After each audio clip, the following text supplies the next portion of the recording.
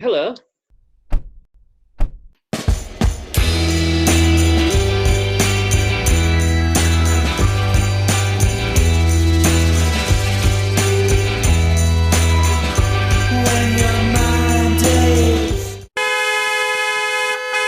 A happy new year. So we're now at the last recording of the year we're at, Graham.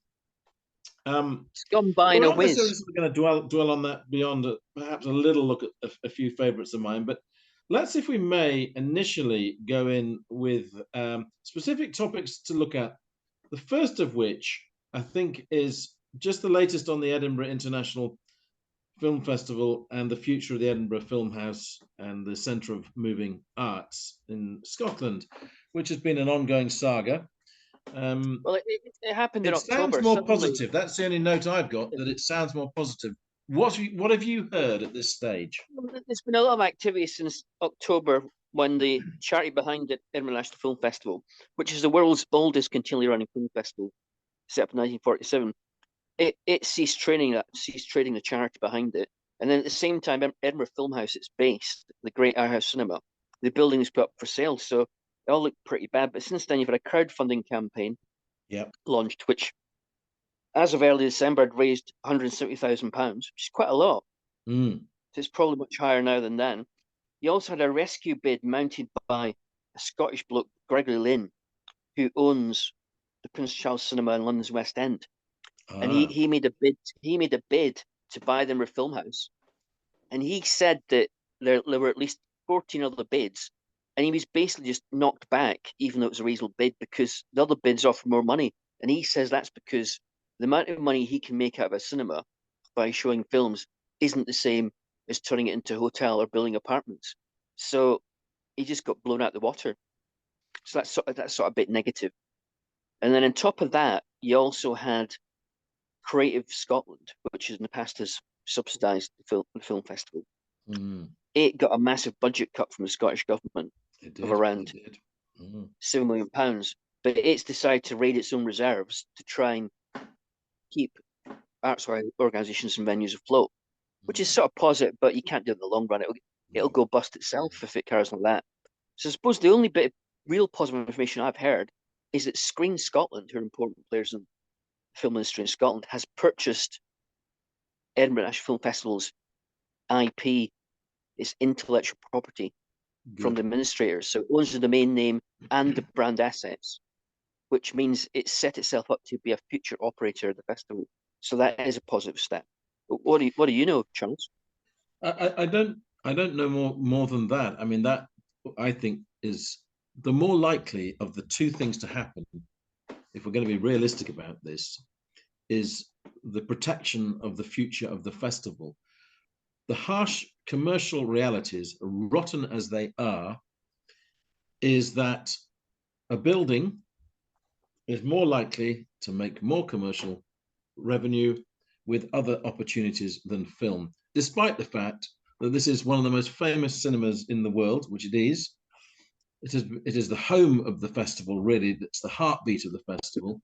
There's literally been thousands of famous directors and stars. Absolutely. But have been in that cinema and sat in the cafe and had a drink. So how many more flats do we need in the city? Exactly, yeah. This is where it's so frustrating. But we know that owners do not have a conscience about this. They just don't have a conscience. Would be at risk. Yeah. But there's also another problem. I also read Screen International, which is fantastic movie magazine, has been going for an awful long time. Yes. I used to buy it every week. It said as early as 2015, Edinburgh Film House was in trouble. And wait for this one, this is quite shocking when I read it in Screen International. The reason that Edinburgh Film House, with its great pedigree in art house cinema, independent films, was in trouble was because it was no longer getting access to new art house films on their first week of release. So films like Birdman, Whiplash, Carol, Spotlight, Calvary, they were having to wait anything between 3 and 6 weeks to get to screen those films in the Edinburgh Playhouse, which obviously hurts your revenue greatly, and that's been going on for quite a while. Do we know the reason? Do we know the reason for that? The Screen International didn't go into that, but I can only surmise, or rather guess. That's the honest word for it. I'm going to guess that when you've got cinema chains like Picture House and Mm, Everyman, they insist on getting those films first. And since they're a chain with more cinemas than Edinburgh Film House, which is totally independent and standalone, yes. although Yeah. it was had links to Aberdeen and Glasgow, they obviously didn't get it. And how can an art house cinema survive if it can't even get art house cinema films on the No. week of release? It's just ludicrous. I mean, the cameo. Am I right in thinking cameo is part of the Picture House chain? Is that right? I think so, yeah. Yeah. So they probably Or is would it be able to Curzon? I get these things. which is now It's part, which Curzon is or now, Picture oh, it could House. be Curzon, couldn't it? But again, Could they be, yeah. probably get prior access to these films than the Mm, film mm. house. But of Yeah, course, but that is these days that it's is, all digital. mm, But yeah, in the old days, film distributors had to print copies of the film yeah, to give to cinemas around the world, yeah. which is expensive. So in those days, there was a problem of getting access because there was only so many actual films printed. But now Mm, it's all digital, so there's no practical reason no. why the distributors couldn't give independent standalones, letting them a film house to film at the same time. It's pure money again. It is. I mean, I was counting the number of screenings at View Cinemas on Mm. one day, which I think it was just after Christmas, might even have been Boxing Day. How many screenings of the second Avatar film do you think took place in one day? 8. 21, Graham. Starting at 21. Oh, yeah, it nine, was on several starting screens. at Sorry. 9 o'clock in the morning. Mm. Dear, So the oh message dear, here oh is dear. that if they really want to push something that's commercial, they'll go all hell on to make sure that they do that, Mm. and they absolutely Mm. maximize it beyond all logic. 21 screenings of that film. It's already No passed wonder an no extraordinary wonder it's sum been of a money in hit. America, hasn't it? It's had Yeah. rotten reviews, sunk without a trace amongst the reviewers, but the reviews are being ignored. Well, yeah, the audience can watch what wants. You can't tell the audiences Yeah, what but to on the other watch. But hand, well, I agree with that, Graham. But on the other hand, its choice would be useful. 21 screenings of that film meant, surprise, surprise, that at View there wasn't a single screening of an art house film anywhere to be seen that day. Not even at 9 o'clock in the morning when, oh no, that's the time to go and see Avatar. yeah, well, COVID's the gift that keeps on not giving. So since audiences haven't returned to cinemas like before in the Yeah. same numbers, everybody's feeling the pinch in the film industry. And there's been very few big hits from Hollywood Mm. this year. Very few indeed. I mean, one of the few ones has been Top Gun Maverick. That's Yeah. been the biggest performing That's film of the been by year far the biggest success globally. story. But there's been lots of great films that flop. Like She Said made a pitiful return, and She It Said's did. a really good film. It did. And I sadly haven't managed to see it. And it's now, of course, disappeared. There was an article in The Guardian today, Graham, just outlining films for 2023. And it's looking Hmm. a strong start to the year. And not Oh just, yeah. not obviously, into the year we go, there'll be the usual Marvel movies and whatever. But there's a new Scorsese film this year with De Niro and DiCaprio coming out. Um, Really? it looks What a was? pretty strong lineup of maybe films that aren't going to be huge blockbusters by any means, but are more likely Hmm. to be in the running for the Oscars, which is a familiar story at the start of the year when they pitch the films in so that they're Well, yeah. It's very fresh in the seasonal. memory. As you know, cinema releases are very seasonal. It's the Yes, same pattern of the year, isn't it? it is. So It is the is. Nero film a crime film by any chance? The new Scorsese? I think that's right. I don't sadly have it to hand. It's set in the What a surprise! 1920s. Set in the 1920s. Okay. I know Yeah, that. yeah. I should have Well, written this down really, but anyway, we yeah. can probably look ahead to some of the highlights that are coming up in an imminent edition. Um, Graham, it's end of the year always seems to be. Maybe it's logical that people die in December. I don't know, but obviously we've just had Pele and Dame Vivian Westwood this very just yesterday. But I think we ought Martin to Duffy. look at Terry Hall, someone who's we have both uh, been huge fans of, and it's a cliche term to talk about huge fans, but the influence of Terry Hall probably actually it's taken his death in many ways, and it's often the case that this happens. It's taken his death to realize just how much he was a figure that was treasured and was seen as so Mm. important. And yet, as I say, as ever, it's taken his death and his sudden passing at 63 from pancreatic cancer to actually put him where he should be not just as a singer, but also as a lyricist. Although the best known of all, the Ghost Town, that song, of course, was lyrics by Jerry Dammers, not by Terry But yeah, Hall, but the well, way he I've looked sang into them, this, Charles. the way he Yeah. sang Oh them yeah, made such an yeah. impact. Graham, He was please. the perfect front man because Yes. since the lyrics meant something, and since the band was quite an effervescent band musically and in Mm, personality, his deadpan honesty, his complete purity was just right for the band. mm, So he played mm, a crucial role in the band, and he also resurrected them a few years back, not that long ago, very successfully without Jerry Dammers, the main songwriter. So hats off to him, and Fun Boy 3 were great, and Colourfield were great. But I'm getting slightly annoyed that amount of people who should mm, know better in mm. the music business who are talking about his lyrics all the time in the specials, because I looked into this properly, and his songwriting contribution to the specials was actually quite small. Yeah. There's a few co-writes, few co-credits. There's a few songs that are credited to the whole band, the specials. Yeah. There's very few songs that are outright It Cherry was Hall largely songs. it was So, largely Jerry so Dammers. Linville Golding, of oh, course, wrote "Why," didn't he, oh, for yeah, but one of their Rat most Rat politically Race, worded Body songs. Radiation, Do Mm, Nothing, yeah, Linville Golding and Jerry Dammers. Most yeah, of the rest, Jerry Dammers. The one really great song that the specials did that was just Cherry Hall was Friday Night, Saturday Morning, which is a yeah. great track, the B-side of Ghost Town, which Damon Yes. Albarn performed acoustically in tribute to him Mm, after his passing. But mm, when Cherry Hall left the band and Jerry Dammers carried on within the studio in 1984, mm. which is a brilliant album, it's just as good as anything special did, and there's no Terry Hall there whatsoever. No. So he was a perfect frontman for the specials, but the actual musical, lyrical side of the band was mainly Jerry Dammers and all the band members It with was. I Terry mean, chipping in. the focus has obviously been on the specials, partly because of the impact at the time, and partly because of the renaissance of the band, which has led to these last two albums, Encore, and then the protest songs, cover versions of songs stretching way back into the early 20th century, and up to recent times. But actually, obviously, the songwriting blossomed both with Funboy 3, where his lyrics were prominent, and such songs as We're Having All the Fun, and the song about where he Lunatics are was, taking over the asylum. yeah, the Lunatics Are Taking Over the Asylum. Also, the song of where he was effectively kidnapped by a paedophile gang, and the teacher raped him when he was supposed to be going to France for an educational trip. That's something that damaged him for the rest of his life, a depression, a problem that he had for the rest of his life, rooted in that song.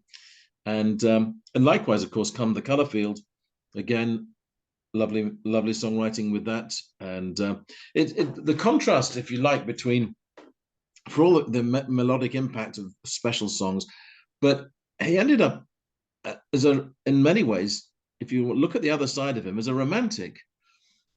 Be it the songs in the Color Field, be it the songs later on with Terry Blair and Anushka, writing songs then with Dave Stewart when they joined together in Vegas, and then choices of cover versions, of which I recall God Only Knows being sung by him with Mm, cello and violin accompaniment at the Duchess in Leeds. And Terry was so moved by his own performance, and I think, mm. which, and this it wasn't a vain thing on his part. I think he was struck by just again how beautiful that song was and how he interpreted it, that it kind of moved him to tears even performing that. And I know it might be cheesy to sort of refer to All Kinds of Everything, a song that was the Dana song, wasn't it? And Yeah, but yeah, his version with Sinead O'Connor on a Eurovision tribute album, cover versions album, again, that voice had a beautiful romance to it, a sad, melancholic romance to it, which obviously, again, was part of the deadbeat, deadpan side of him. But the romantic in him kept fighting with the more negative side that depicted a world of Saturday night culture, and suited so strongly the special songs and the political songs of Fun Boy 3. Graham, when would you yeah. have seen him in concert? That's a good question. I did once bump into him at Dublin Airport, and it was partly As through as him you that do, I you did. have a habit of doing this. Yeah, no, I do. I'm always bumping into people, but and it was because of him that partly I didn't spend the night sleeping in a stairwell in a bad part of Dublin because I'd been in a stag weekend with 26 Halifax policemen with a close friend, and I'd got separated from the party on Saturday night, and got up to various shenanigans and ended up completely lost with no idea what my hotel was called, never mind where it was. So I kept on, various things happened, but then I kept on walking, ended up in a tower block of flats with IRA graffiti all over it. And I was about to sleep on the floor in this concrete cellar, and I thought, no, this is just stupid. So I got back out and started walking again. I bumped into two young guys who'd just been to see Blur play Dublin Stadium, supported by Terry Hall. And those guys were brilliant. They managed to work out what my hotel was, where it was, and walk me all the way back to the hotel. Thus, like, saving my bacon. And then the very next day, as I'm flying back with the 26 Halifax policemen, walking to Dublin Airport waiting for the plane, there's Terry Hall. I had a quick chat and joined the policeman with me. Yeah, I've got a couple of memories. One was he was playing solo as this was in Leeds, and Leeds United were playing that night. Of course, he is a Manchester United, passionately devoted to his Manchester United and loved winding up Leeds United fans. And Leeds were losing against Mansfield in a League Cup game, and he took great glee as he came on to announce. Say again, Graham. Why didn't you support Coventry? Well, like so many people who, for some reason, choose to support Manchester United rather than their local club, you'd have to ask him that. Jeff Boycott, dear, oh dear, South Yorkshireman, Manchester United fan. The list goes on, Graham. Anyway, so he started the game. And he announced what the final score was between Leeds losing at home to home or away, 1-0 in the League Cup to Mansfield. And he absolutely was just winding the fans up and the great glee in his face at that point. And I thought, fair play, Terry, taking that risk in Leeds, but it was at the Irish Centre. Probably it was a bit safer. But the other one was when the Specials played the first of their two more recent performances in York, which was at the Barbican. And towards the end of the gig, he apologised, saying, "Sorry, I've been feeling really shit all gig." And the fact that he apologised for that was it was a revelation that the depression could take him at any time, and that he'd been struggling through that gig, and that was a reminder of the vulnerability that was there in him, and yet he would still go ahead with the performance for all that and be frank enough to tell the audience how he was feeling and to apologize for it, which he didn't need an apology for, in the way that but it told you, the full picture of the man that he did that. And it was as much probably an apology to his bandmates as well, that he'd been in what he saw as being in a difficult mood all night, and yet he still pulled out a wonderful finale to it. It wasn't a case of pulling himself together. It wasn't like that. It was obviously he just felt it better for saying why he'd been behaving as he had during the gig. Well, he was a very honest performer, and he was a performer without artifice. Absolutely. As frontmen go, he was one of the sort of like least showy, offy frontmen you could possibly get. But he was very good at being a frontman without having to do any of the tricks that all the rest of the good frontmen usually do. Yeah, I mean, contrast him with Kevin Rowland, for example, from exactly the same era. Very different performance style. Well, yeah, very different ego. I mean, Kevin had an ego in spades, and Terry's ego was probably slightly smaller. Yeah. Which is I love Dex's concert performances as much as I enjoyed the special. But so we say thank you, Terry, and farewell. But the songs, of course, always live on. And I've been, this strange thing that one does when somebody plays a great bulk of the songs when someone dies, just to remind yourself of the range that he did. And as I say, it wasn't just about the specials. Maybe largely the coverage has been about the specials, but I think that's to underplay the significance of his other performances and these other bands, and even his version of Sense, the Ian Brody Lightning Seeds number that he did. The way he performed that, for me, it's the better version of the two, and that's the kind of thing that he did. That the way that he sang that voice, with that, as I say, that melancholic, romantic side to it. Well, I tell you what, unless Jerry Dammers gets involved, the specials are probably a bit of a non-starter now. That's going to be interesting. Whether Linville, whether Neville Staple, who was due to work with Terry in 2023, they've been talking about doing a project together. whether this actually is the moment where to keep the specials going, because there's no Roddy radiation, there's no John Bradbury involved anymore.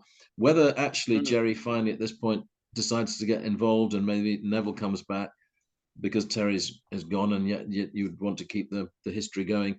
That's going to be interesting to watch what happens this year. Let's see what I happens. think he should, but he should do the whole history of the band, including in the studio, because in the studio is a brilliant album. It is. It is. But I suspect he might not want to, because I it's agree a with you. bit like the He's going much in happier John doing Lennon. his own special orchestra stuff, isn't he? So it may well be that Jerry Dammers, that boat has sailed. Maybe Neville's more likely to get involved again. Maybe that's what could happen. I So keep want to Graham, call him Jeffrey Dahmer, which obviously is that was unfortunate when you said that the other day. I couldn't quite believe that you did that, but we'll draw But he'd be a terrible addition to any band. He certainly will. He certainly will. Now, Graham, this has been a year where music books, there's been an absolute glut of them. Unbelievable. More than ever. From Jarvis Cocker to Bono to Bob Dylan to, let me think, who else has brought them Everybody. out? Basically, quite right. It's basically we're even a great band. Everybody has in music. They're the most familiar. But you've looked at a couple of music autobiographies. One by Barbara Sharon, who I know, and you will know journalistically, because she handles publicity for big bands that occasionally one gets to write about, and it's always through Barbara that would get the access. Her book Access All Areas. And then the second, A Likely Lad by Peter Doherty. And they maybe are ones. I'm not saying they've gone under the radar by comparison with the three that I've mentioned, but nevertheless, perhaps lesser fuss around them. So, if you may, compare and contrast these two books. Well, I Like the Lad, which was done through interviews with Simon Spence, the Pete Doherty autobiography on Little Brown, is quite similar in some ways to Barbara Sharon's Access All Areas, which is on White Rabbit Books, that offshoot of Lee Braxton at Faber and Faber. And they both name drop through rock history like no people on earth. They know everybody, they've met everybody, they've done things for everybody. I mean, Barbara Sharon has, personal dinners, intimate nights out with Keith Richards, Michael Stipe, Madonna, Rufus Wainwright, Elvis Costello, you name it. Pete Doherty knows everybody, meets everybody, and they've both got a crossover in Keith Richards. He's met Keith Richards a couple of times as Pete, and Keith's tried to take him under his wing a bit and give him advice, because Keith appeared to be quite concerned about Pete's drug intake. And can you imagine Keith being concerned about someone's drug intake? So they've got a crossover there, and of course Pete name drops Kate Moss and inevitably Amy Winehouse and Bobby Gillespie and anybody who can. But the difference between the two books is that it's like high and low, gutter, and the expensive seats, because Pete Doherty's right at the bottom. It's a real grubby book. He seems to love living at street level and always being in scrapes and always being in trouble and always getting arrested and always taking drugs. He makes Keith Richards look like Mary Berry. That's how bad he is. His behavior is quite shocking. It's much worse than you suspect. Yeah. Whereas Barbara Sharon, although she admits to cocaine and alcohol over many years in her role as an award-winning music journalist, and then an award-winning public relations officer, he's like Oliver Twist, a bit sort of naughty, street level, and she's like Prince Charming or Princess Charming. Everything goes well. Her disasters are tiny compared to Pete Doherty's disasters, where his disasters are true disasters, and it's real chalk and cheese in their attitudes, and she just loves everybody, and she comes across really well, except you start to doubt her opinions of people. So, for example, she likes Ken Bates. She was a chum with Ken Bates, the ex-Chelsea chairman. I mean, ex-ruiner of Leeds United. Yeah. Well, yeah. How is Ken Bates a nice guy? I don't think. Could be wrong. She likes the son's Dominic Mohan, or what his name is. I mean, again, is he a nice guy? I don't know. She seems to like everybody, and she doesn't seem to mind being super nice to all these stars like Madonna, even when they treat her badly. Whereas Pete Pete doesn't grovel to anybody. No. Pete could not give a rat's arse about fitting in or doing the right thing. So even though they've got similarities, they're very, very different. But both of them make great films, but very different great films. I think How I much like the is there Lamb a end up being like with Neil now. how much is there a contrast between, let's say that I'm assuming that Barbara Sharon, reliable witness, Pete Doherty, unreliable witness.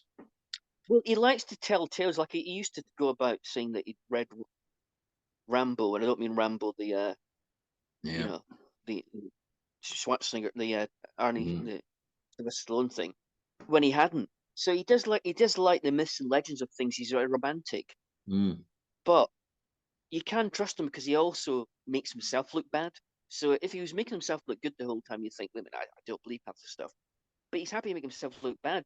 And the ironic thing is that although he spends most of his time getting it all wrong by taking way too many drugs, his productivity is huge. He's actually had more hits for Baby Shambles than Libertines managed. And during the Yep. whole thing, he's been a successful artist. He's done loads of solo work as well as Libertines. So you're thinking like, this guy's such a mess, but wait a minute, he's actually quite productive. So you end up thinking like, how's he pulling this off? It's quite phenomenal. Whereas Barbara Sharon's just a professional. You know, she's just like, she will always be good at her job. She will Yeah. always love the stars. She will always love music. She's like that kid in that Almost Famous film, the young guy that joins Rolling Stone Oh yeah. Oh yes. magazine, Yes. taken under the wing by Lester Bangs. She's like a Yeah. grown-up version of that. So I you mean, do it's trust it.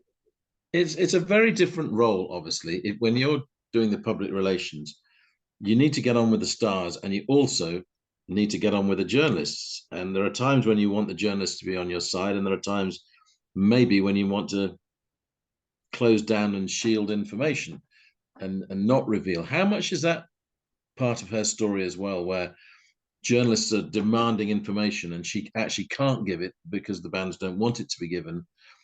And Well, is that the best does she address that side of the challenge of her job? the best spin is the spin you believe. So the thing about Barbara is that she's a genuine fan. She Mm, genuinely loves the music and she genuinely loves all these famous musicians. mm, So she's very protective of them. So when she overlooks the bad sides to project the good sides, mm. it's not from a cynical PR person's point of view. It's from a fan's point of view. She Yes. wants to protect them because she thinks they're brilliant. I Yeah. personally would never want to be. I personally like calling a spade a bit, so I probably wouldn't Yeah. be so good at PR as she is, even in the music business. But yeah. She's not. It's not an act of deceit on her part because No. she believes in these people completely. Yeah. And that's interesting because I mean, that actually is not necessarily typical, although it's kind of has to go with the territory that who you're selling, you've got to believe in their product, but there must be times Mm. when that's not easy to do. But she's obviously been remarkably loyal to all those, but they are the biggest names, and she's dealt with always the biggest names that in rock. Um, I mean, how much also in her case though, it wouldn't make sense to fall out, would it? You just didn't want to lose them as clients. She wouldn't, so that's not in her interest to do that. No, she's obviously she's professional. I mean, Americans are born professional unless deliberately trying to be dropouts like Kurt Cobain. So Yeah. yeah, she knows it's in her interest, and she's very professional. So Mm. yeah, she's not. I'm not saying she's not naive or innocent. No, no, no, I'm no, I'm just no. I'm just saying that her positive nature towards the whole thing helps her achieve professional objectives. Yeah. I mean, does it live up to its title, Access All Areas? Is this more revelatory than it might otherwise be? Is it Access No, all no. areas? This is another thing. She's very loyal to all the musicians that she's written about, reviewed, or represented. So you don't get much in the way of like negative anecdotes about them. There's little tiny snippets, little slithers of negative bits about various famous people, but in general, very, very little. She's very, very loyal to them. And so it feels to me like either she hasn't noticed all the bad sides of these stars, or she's got locked away in a large safe, a gigantic book of what really happened. What did you learn of Pete Doherty that was most revealing about him? Well, first of all, his ability to like put himself in harm's way for his calling towards drugs and Yeah. debauchery and spontaneity. He loves spontaneity, a bit like Syd Barrett didn't like Mm. being a conventional rock star, which Mm. is why he went off the rails with Pink Floyd. He peaked from the very beginning. As soon as Libertines got anywhere near being big, he wanted to sabotage it. He wanted to have a real rock and roll, raucous, spontaneous, free, liberal Mm. way of being a rock band. He didn't like being a professional band on the treadmill from the very beginning. So that No. was interesting. Another thing is that quite often people around him have died, a bit like people around the Stones have died, of drug Yes. overdoses and Yeah. drug-related deaths. A lot of people have died around him. And he's occasionally been blamed by relatives for having caused these people's death by getting them involved with his circle of drug taking and Mm. bad behavior. And he comes across as a nice guy in the book, but he always rejects any accusation that he's in any way to blame for anybody else's behavior. But is that really true? I mean, if you're going to live that sort of life and encourage other people to be involved with it as well, and things go wrong, are you really blameless? But he can't. He doesn't face that idea whatsoever. That doesn't come across. He's quite confident that his approach to life, like he was like He a, would argue that it's 19th century. self-inflicted on him, but not inflicted on others. Yeah, that's exactly it. That's the It's an argument. individual choice, Without which I using that. suppose, again, the Amy Winehouse and her boyfriend, that relationship where people tend to look at it and say, how much was she damaged ultimately by that relationship, or how much was it was her own choice to do what she did. And there'll be two versions of that story always. Yeah, well, he liked Amy Winehouse, and they did occasionally like jam together and sing together Mm. and stuff. And he actually wanted to work with her, but I think even he found her lifestyle just too much of a mess Mm. for Mm. for him to like do much with her. That's saying something. Mm. But they were both into drugs early on. They were Yes. both made to behave like this from an early age. They weren't. Mm. It wasn't just a lifestyle choice. There was No. there was there's some demons. He was an army dad's son, He was. always Yeah. getting moved Yeah. with a dad who was very very critical of him the whole time, Yeah. and quite frankly not supportive at all No. in any way. Mm. So I think they both had demons early on from their family backgrounds. Yeah. Yeah. So the title, last thing to ask you about, Likely Lad, running into the last minute here. Why is it called The Well, it's Likely a, Lad? well, it's a track from the Libertines' second album, It Whatever is Happened to Light indeed. Land, which of course is from a TV. So he's a big Tony Hancock fan, by the way. He's Is got a he? real interesting range of cultural reference points as Pete Mm. Doherty, much wider and more quirky than you'd imagine. He absolutely loves Tony Hancock.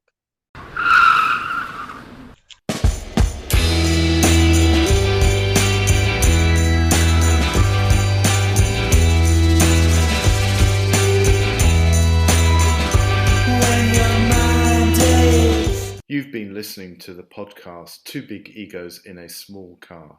Your hosts were Graham Chalmers and Charles Hutchinson. This was a Baltic sub-production.